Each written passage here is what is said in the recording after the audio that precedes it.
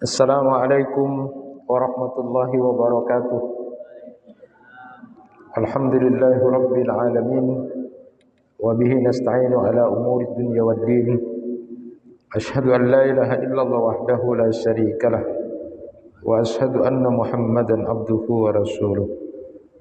Allahumma salli wa sallim wa barik ala nabiyyina Muhammad wa ala alihi wa ashabihi ajma'in. Rabbi shrah li sadri wa yassir li amri wahlul 'uqdatam min lisani yafqahu qawli, amma ba'du. Bapak-bapak, ibu-ibu, jamaah kuliah maghrib yang dirahmati Allah. Pada malam hari ini kita akan bahas tentang man tusalli alaihimul malaikah wa man tal'anuhum. Siapa orang yang didoakan oleh para malaikat dan siapa yang dilaknat oleh malaikat. Bapak Ibu, sesungguhnya merupakan satu kebahagiaan bagi seorang hamba apabila doa-doanya itu dikabulkan oleh Allah Subhanahu wa taala. Walaupun kita tahu bahwa pengabulan doa itu ada 3 macam. Jadi doa yang kita panjatkan kepada Allah Subhanahu wa taala langsung dikabulkan oleh Allah Subhanahu wa taala. Ada yang kemudian masih dipending atau ditunda sampai nanti di akhirat, dan ada yang kemudian dialihkan doanya itu kepada yang lebih baik atas pilihan Allah. Namun bahagia sekali ketika orang itu berdoa lalu kemudian dikabulkan. Dan ada juga kebahagiaan ketika kita ini didoakan oleh orang lain secara diam-diam, ya. Termasuk nanti kalau yang mendoakan itu adalah malaikat. Kalau yang model didoakan diam-diam oleh saudara kita itu, maka itu di dalam hadis disebutkan da'watul mar'i al-muslimi li akhihi bidahril ghaib mustajabah. Inda ra'sihi malakun muwakkalun kullama da'a li akhihi bi khairin qala al-malak al-muwakkalu bihi amin walaka bimislihi. Doa seorang muslim untuk saudaranya tanpa sepengetahuan dari yang didoakan itu pasti terkabul. Di atas kepalanya ada malaikat yang diutus kepadanya, sehingga setiap kali dia mendoakan kebaikan untuk saudaranya, maka malaikat yang diutus kepadanya berkata, amin, dan semoga kamu juga mendapatkan hal yang sama. Itu hadis riwayat Muslim. Jadi kalau kita ini Pak, diam-diam didoakan orang lain, itu mustajab, sangat dikabulkan sekali. Kenapa? Karena yang mendoakan itu pasti ikhlas, tulus dia. Bahasanya ngapain juga tanpa sepengetahuan kita dia mendoakan kita, kalau enggak dia memang tulus. Jadi bapak, ibu mendoakan tetangga ibu, enggak tahu bahwa yang doakan itu ibu atau bapak, itu luar biasa. Tetapi keuntungannya juga buat mendoakan saudara kita itu, entah tetangga, entah sahabat secara khusus itu, tanpa sepengetahuan dia, itu keuntungannya kalau dilihat di dalam hadis ini, bahwa malaikat kemudian akan mendengarkan doa kita itu lalu mengatakan amin, semoga doamu untuk saudaramu itu dikabulkan, dan semoga itu juga pada kamu. Jadi kalau kita mendoakan tetangga kita, ya Allah berikan dia rezeki yang cukup, ya Allah. Nah, karena kelihatannya memang kok tidak cukup, kita mendoakan, di samping tentu kita memberikan, terus kita mendoakan tanpa sepengetahuan dia, maka lalu kemudian malaikat mengatakan amin, doamu itu bagus, semoga dikabulkan, dan kamu juga. Jadi kita kena kepada kita. Dan itu adalah doa yang bidahril ghaib itu mustajabah sekali. Oleh karena itu di sisi lain juga, kenapa kita harus selalu berbuat baik kepada orang lain? Karena bisa jadi orang lain itu mendoakan kita tanpa sepengetahuan kita dan dia tidak minta balasan. Jadi itulah kenapa kita juga harus berbuat baik pada orang lain. Karena bisa jadi dia mendoakan kita tanpa sepengetahuan kita. Itu juga menunjukkan bahwa kita nggak boleh sombong-sombong.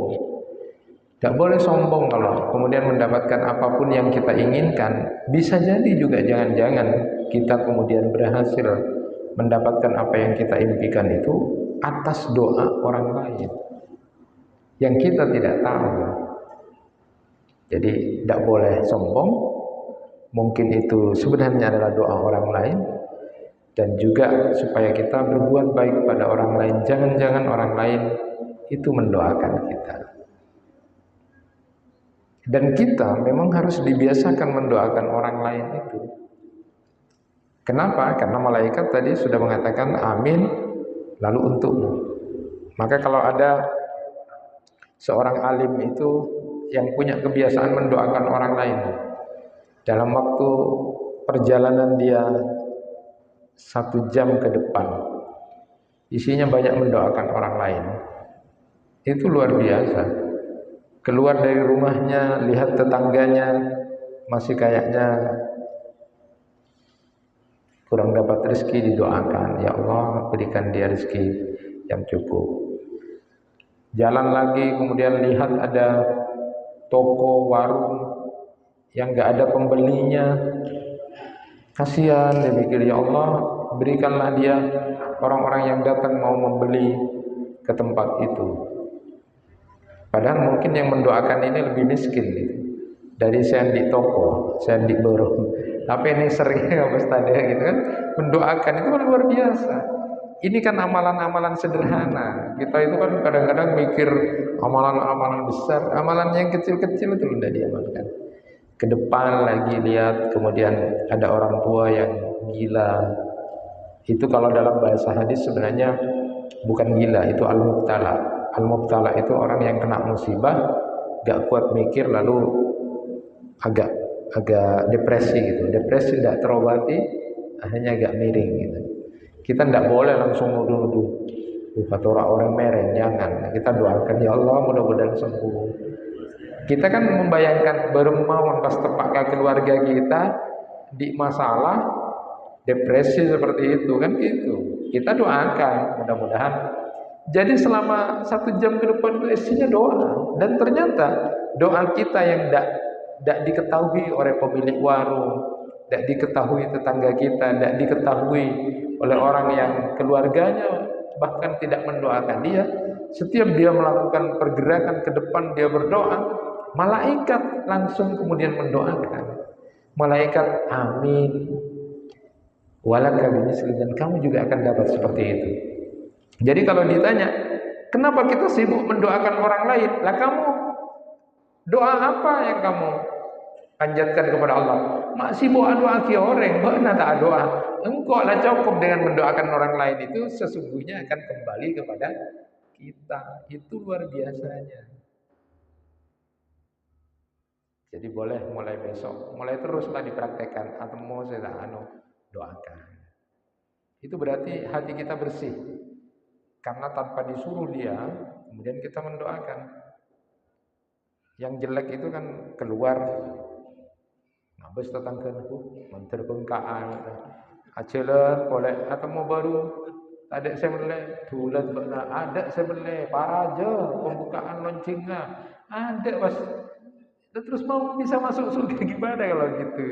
Hatinya kotor ya. Jadi ini kan sederhana, tapi disitulah letaknya. Orang yang mendoakan saudaranya bidhahril ghaib itu doanya makbul dan akan kembali kepada kita kok. Jadi apa sih susahnya jadi orang baik itu kan gitu. Setiap hari itu kita itu pernah saya sampaikan punya hutang sama Allah.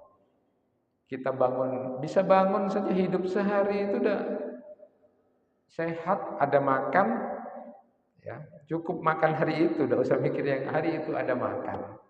Kemudian kita dalam keadaan sehat, kita itu sudah nikmat luar biasa, dan kita sudah punya hutang sama Allah. Maka membalas kebaikan Allah itu jadilah orang baik hari itu saja. Jadi mikirnya hari ini, hari ini. Memang masa itu kan ada tiga, masa lalu, masa sekarang, dan masa yang akan datang. Masa lalu wes tidak usah dibahas, wes mare lah. Apa yang mau dibahas? Sudah selesai. Yang kita repotin masa sekarang, ya hari ini dah. Masa yang akan datang belum tentu kok, belum tentu hidup. Makanya wes setiap hari mikir hari ini saya harus berobat maksimal hari ini. Hari ini saya berobat maksimal.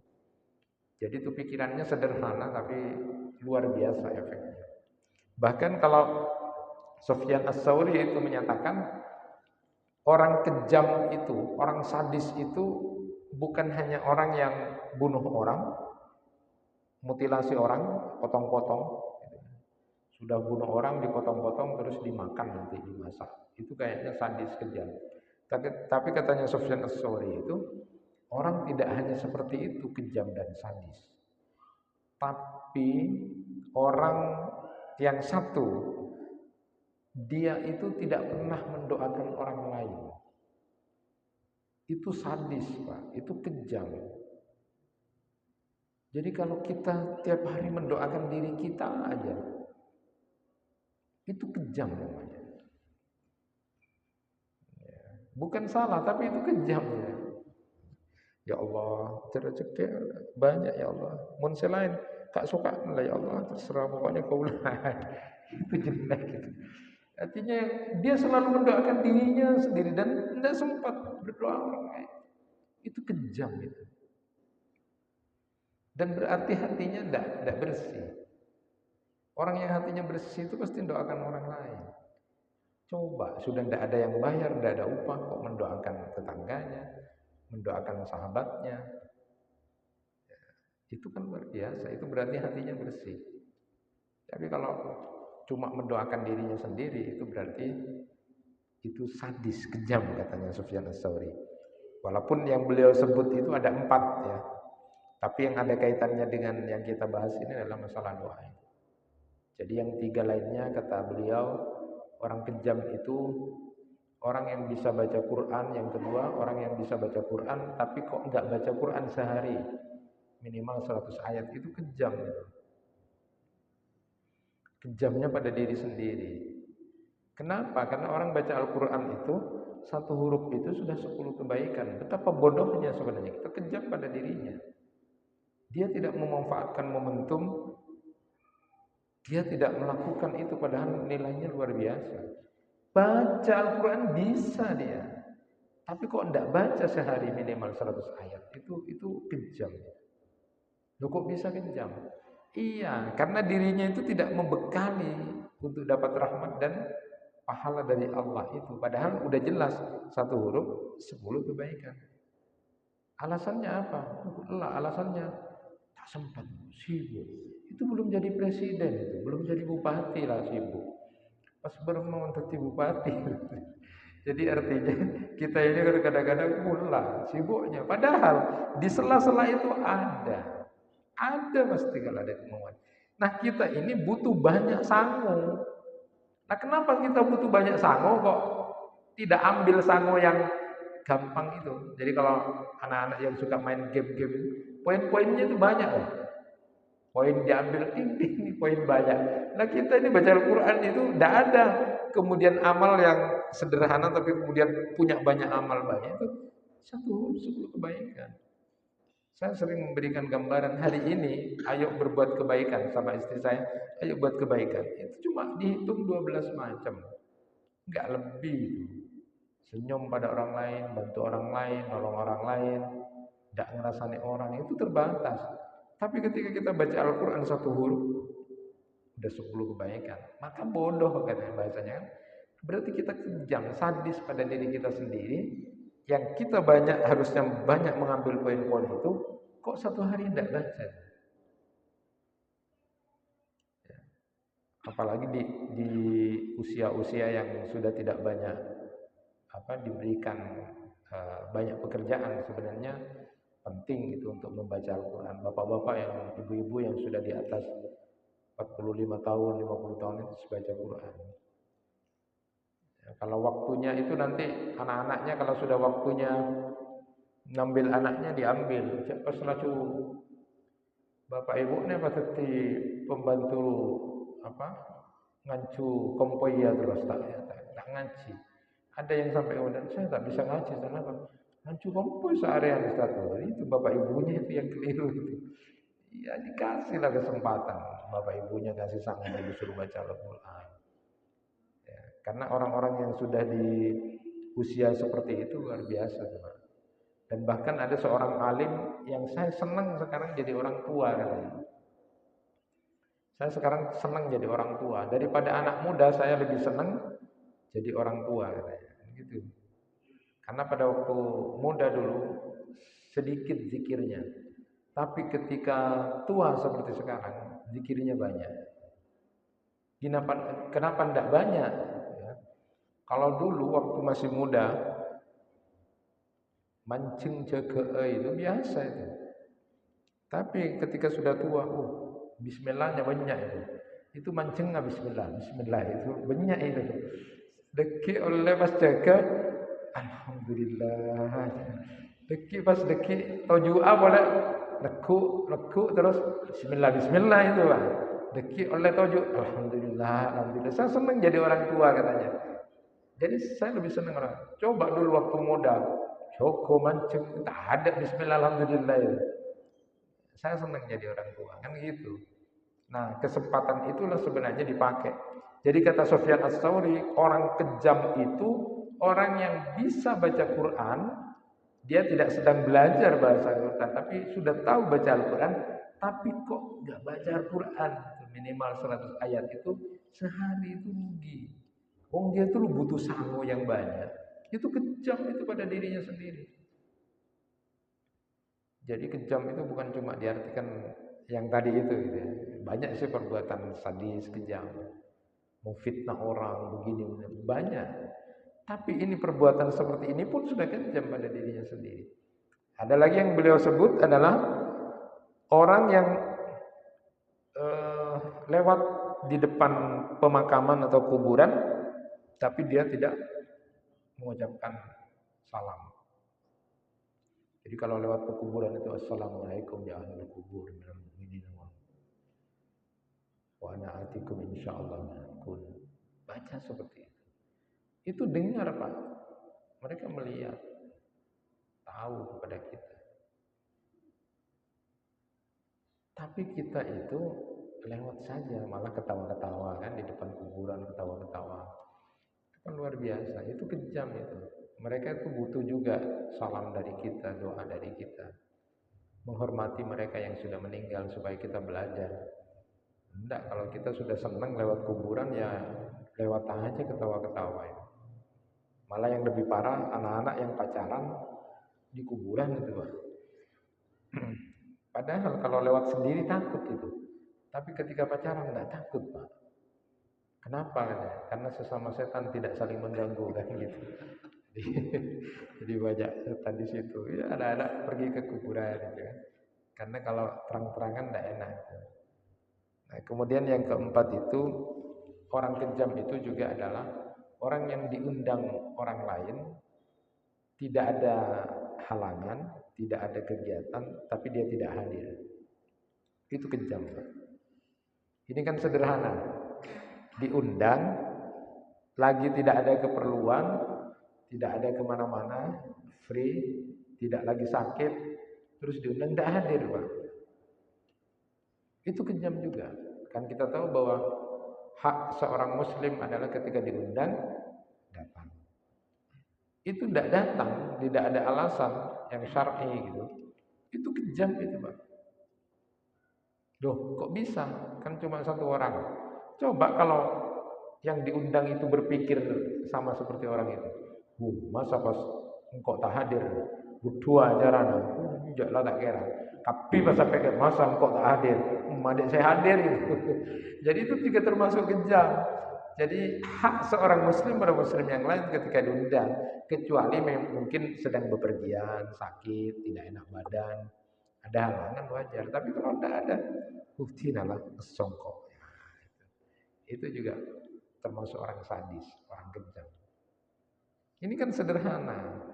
Kita itu kadang-kadang kan punya pikiran-pikiran besar, Tapi yang di depan kita ini yang penting-penting amal, datang mendoakan gitu, itu tidak dijalankan. Dan kita sudah menjadi seolah-olah orang baik, orang hebat gitu kan. Hal-hal kecil saja kita. Nah, jemaah yang dirahmati Allah, sering kita memang kalau berjumpa sahabat atau teman, bahkan orang-orang soleh itu atau orang-orang alim, kita minta doakan kebaikan pada dia. Itu tidak apa-apa. Ya. Jadi begitu juga para sahabat ketika mau pergi kemana, doakan ya, mohon didoakan, tidak apa-apa. Saling mendoakan, minta didoakan, tidak apa-apa. Jadi didoakan orang-orang baik, orang-orang soleh, minta didoakan, di situ juga didoakan, tidak apa-apa. Itu bagian dari kita memberikan sebuah kepedulian. Mungkin kita tidak bisa membantu dengan materi, tapi kita bisa mendoakan. Itu sudah luar biasa dan ketulusan yang luar biasa.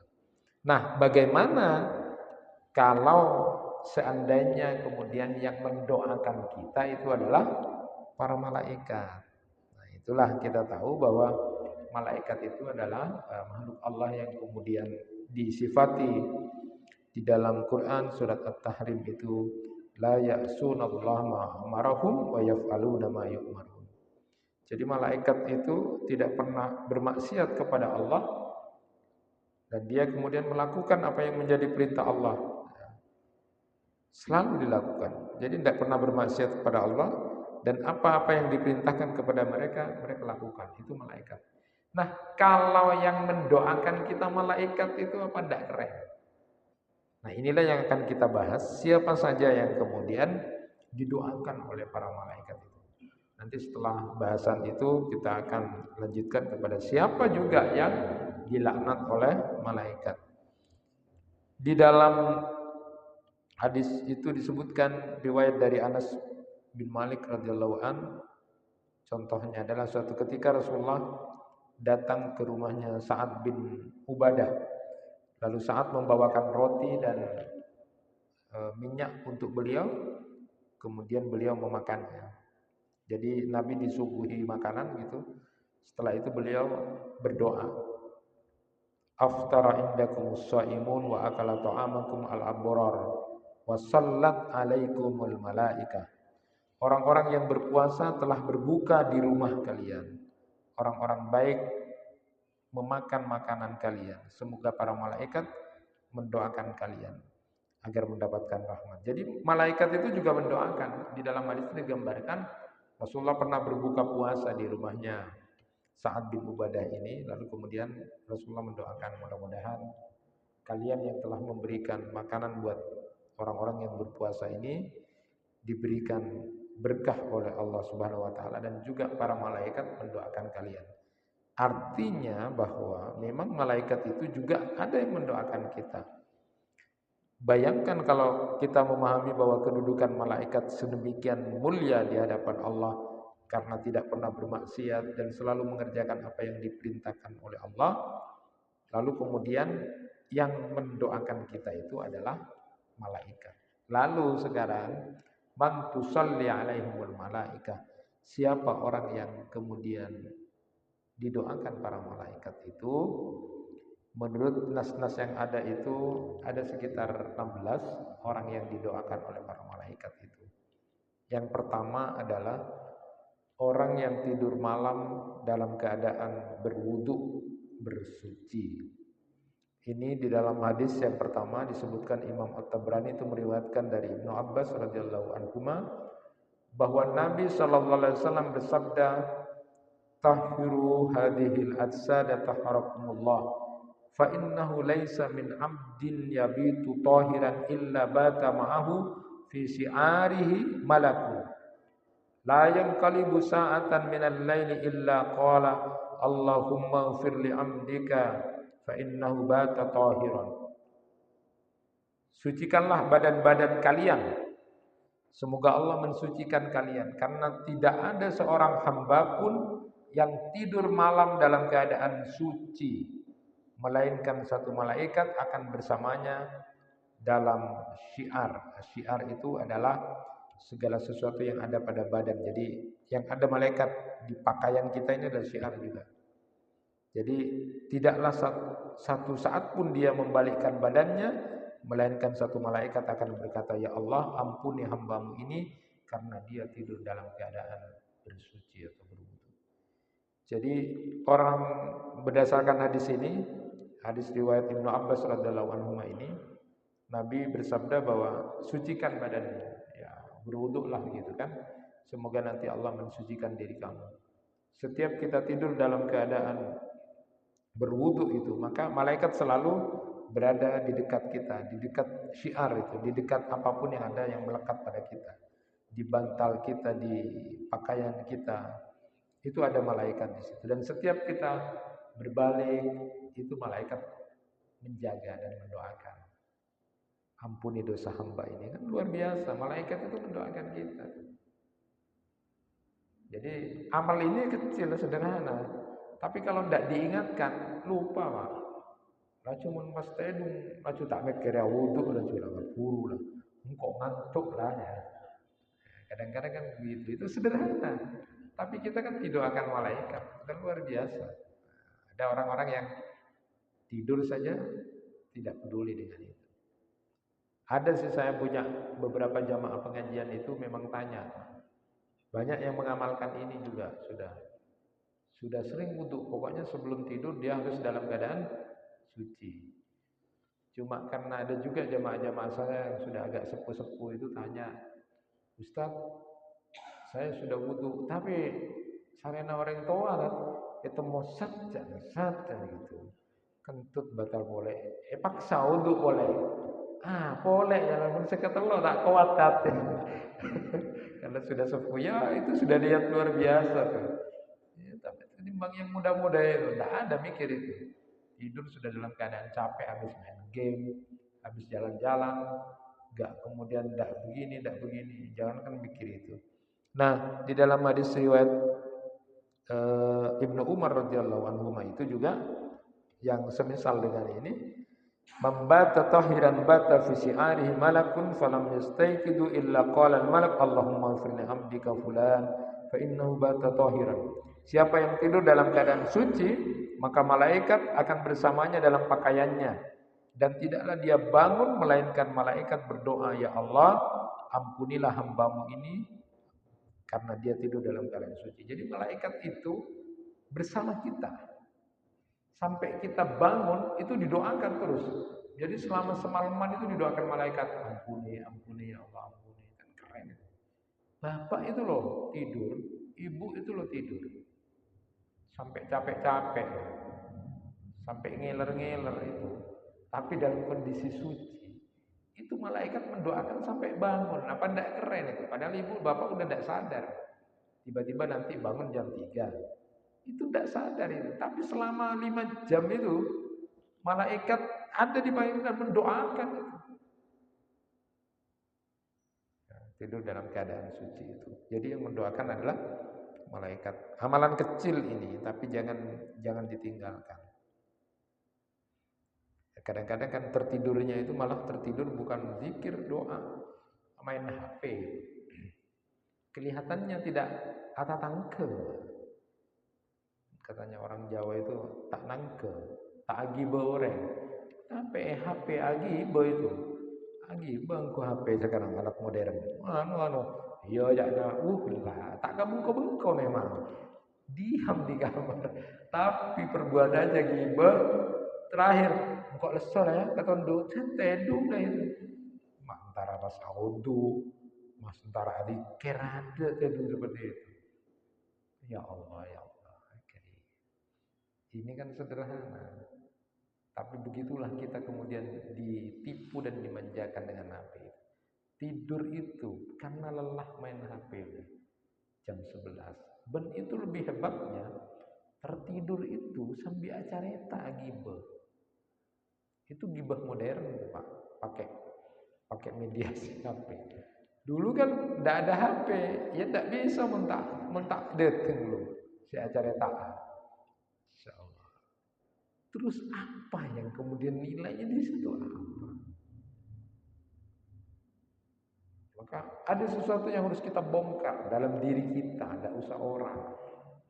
Kita reform diri kita ini kan. Kebiasaan itu, oh suka mendoakan orang lain, oh keluar saya mau mendoakan orang lain, oh kalau saya mau tidur ada malaikat yang mendoakan, maka saya harus seperti itu.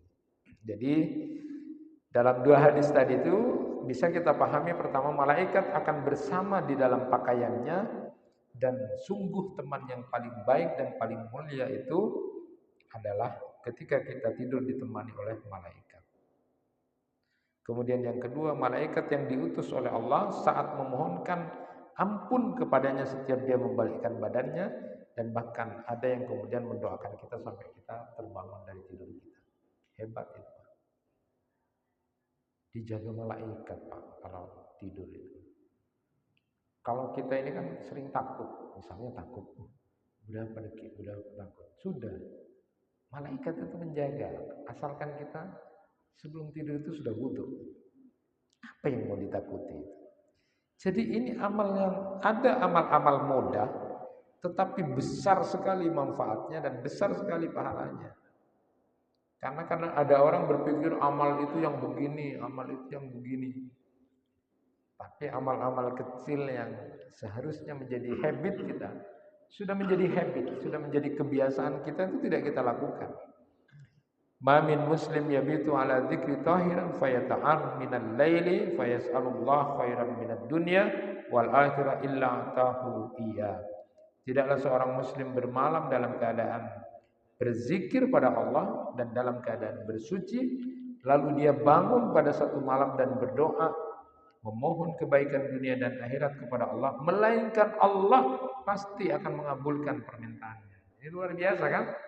Jadi orang yang tidur dalam keadaan berwudu, lalu dia tidur dalam keadaan berzikir, lalu kalau seumpama dia terbangun di tengah malam lalu membaca doa, maka Allah akan berikan kepada dia kebaikan dunia dan akhirat. Dan dia akan dikabulkan apa yang menjadi permohonan dan permintaannya. Jadi pertama, orang yang didoakan malaikat itu siapa? Orang yang tidur dalam keadaan suci dan berzikir. Jadi setelah wudhu itu mau tidur itu adalah baca, biasalah baca yang Al-Ikhlas, Al-Falaq, An-Nas, Al-Mu'awwidhatain itu, lalu kemudian ayat kursi, lalu bisa ditambahi dengan tasbih, ya. Kemudian tahmid, takbir itu 33 kali. Setelah itu tertidur dengan berzikir. Zikirnya itu bisa dengan istighfar, bisa juga dengan memperbanyak tasbih atau salawat. Silakan saja. Pokoknya tertidur dalam keadaan berzikir. Ketika ditanya kepada Ibnu Qayyim itu mana yang lebih utama, berzikir tasbih atau istighfar? Jadi kalau tasbih itu kan akan memperberat mizan. Subhanallah bihamdi, subhanallahil azim, subhanallah bihamdi, subhanallahil azim, terus tertidur. Atau mana yang lebih utama, istighfar? Astagfirullah wa atubu ilaih, astagfirullah atau astagfirullahaladzim boleh, atau astagfirullah boleh, astagfirullahalladzi la ilaha illa huwa wa atubu ilaih boleh. Terus itu astagfirullahaladzim, mana yang lebih utama? Tertidur baca zikir itu istighfar atau tasbih? Sama-sama punya keutamaan. Maka kata beliau, kalau hari ini kamu merasa banyak salah, maka banyaklah beristighfar. Tidurnya dengan istighfar. Karena kalau tasbih itu seperti parfum, kalau istighfar itu seperti sabun, kata beliau. Jadi kalau hari ini kamu merasa banyak dosa dan salah, ya beristighfarlah. Tertidur dengan istighfar, astagfirullah, astagfirullah. Karena itu sabun, membersihkan. Tapi kalau kamu hari ini relatif biasa saja, baik, maka parfum. Jadi istilahnya tasbih itu dengan subhanallah bihamdi, subhanallah. Jadi tertidur dengan itu. Karena kamu hari ini relatif biasa, baik. Ya. Jadi kalau merasa punya banyak salah, jangan pakai parfum. Tak mandi langsung parfum.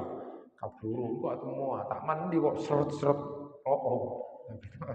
Ya itu tidak salah juga. Ini hanya sebagai pembanding saja. Jadi kalau hari ini Bapak kok satya banyak dosa ya, mangkoknya jaya oreng, duit jaya oreng, duit jaya. Terus tidur sudah. Tidur dalam keadaan berwudu. Lalu kemudian baca yang tadi itu. Setelah itu tertidur.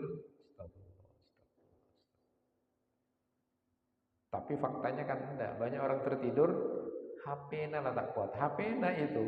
HP na ki bakul odi itu. Seret, alak le apa tengku tak tedung.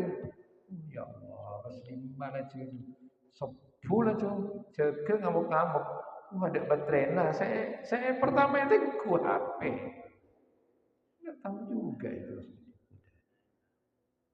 Ya. Padahal ilmunya tutorial kasih tahu HP tidak boleh di dekat kepala. Ini, oh tapi tedung bakul ben HP.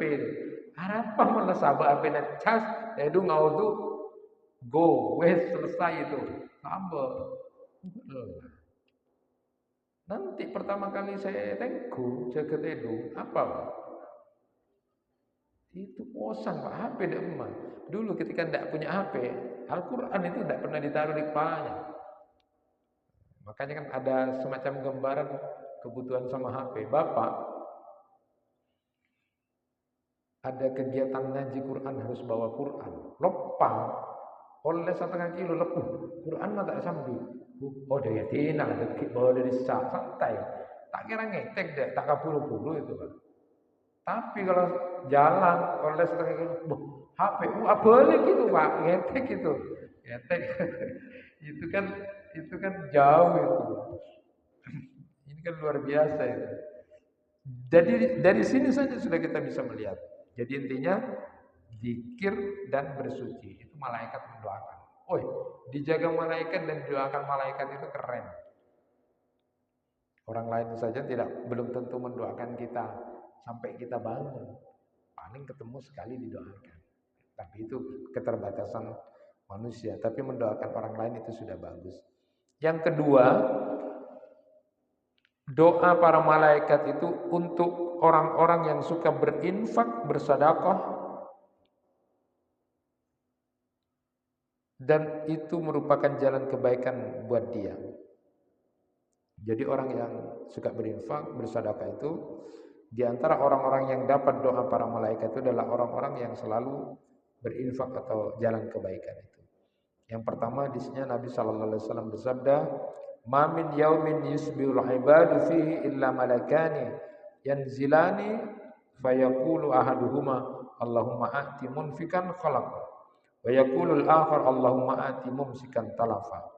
Tidak ada satu hari pun di mana pada pagi hari seorang hamba ada padanya dua malaikat turun kepadanya.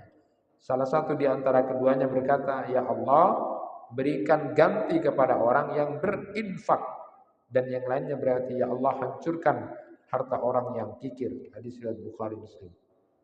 Jadi khalafun itu artinya pengganti.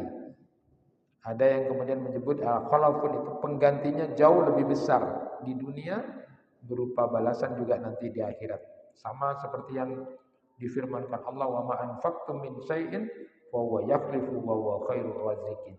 Siapa saja yang kalian beri infak, maka Allah akan menggantinya dan dialah pemberi rezeki yang sebaik-baiknya. Jadi itu Quran surat Saba ayat 39.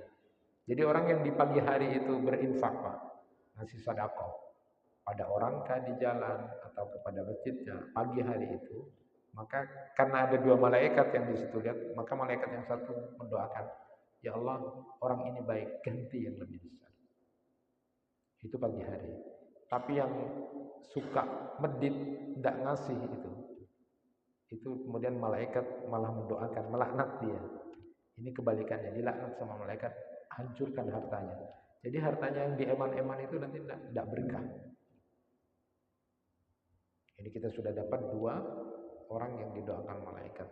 Jadi pagi hari niatkan aja Pak.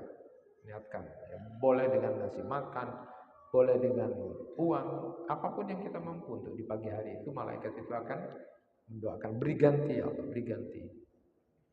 Itu malaikat yang mendoakan. Ya. Tapi ada juga orang alim yang kemudian menyebutkan kita pasti diganti oleh Allah. Dunia dan akhirat kita pasti. Karena Allah adalah sebaik-baik pemberi rezeki. Tapi kita jangan diniatkan untuk itu. Tipis bedanya, tapi jangan diniatkan. Jadi pagi-pagi bawa uang 100.000, ya Allah, Gentena 10 kali lipat ya Allah. Nyari orang yang tukang becak beli 100.000. Bila ya, sisa juta ya, datangnya ya. Nah, itu tidak boleh. Jadi cukup sudah malaikat yang mendoakan. Kita itu sudah lepas dari itu. Jadi ada orang yang kemudian meneliti, orang yang meneliti salah niat itu bukan hanya niatnya yang salah, tapi kemudian mindset berpikirnya itu yang membuat dia kemudian amalnya batal.